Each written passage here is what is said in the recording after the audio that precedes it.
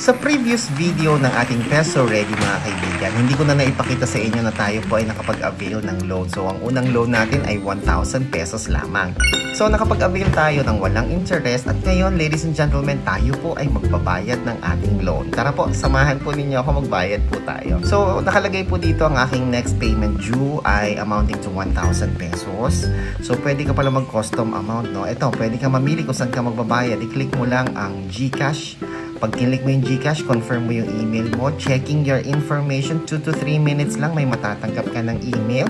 Or you can click this link para magkaroon po kayo ng instruction kung paano kayo magbabayad sa pamamagitan ng Dragon Pay. So, i-click nyo po dito yung GCash payment or yung EasyPay. At dito makikita nyo na po yung reference number, yung amount, ayan.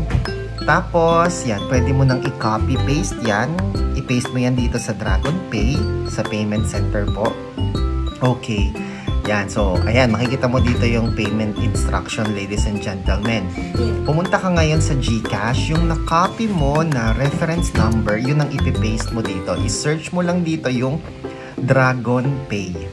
Dragon Loans pala, ladies and gentlemen. Type mo yung 1,000, tapos yung reference number na kinopy-paste natin kanina.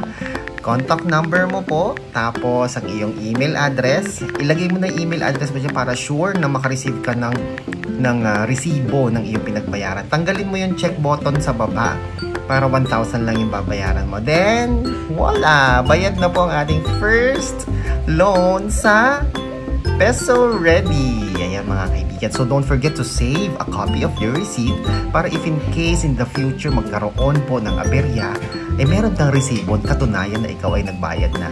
Balik tayo sa payment link. Mga kaibigan, kitang-kita mo na kagad na naging successful po yung ating payment online. Posted real time kapag GCash po ang inyong ginamit.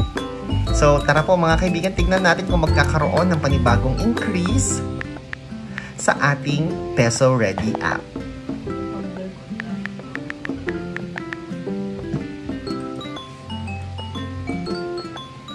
So still, they are processing our payment. So this may take up to 24 hours. So, balik na lang po tayo sa susunod na pagkakataon kung magkakaroon tayo ng re-availment.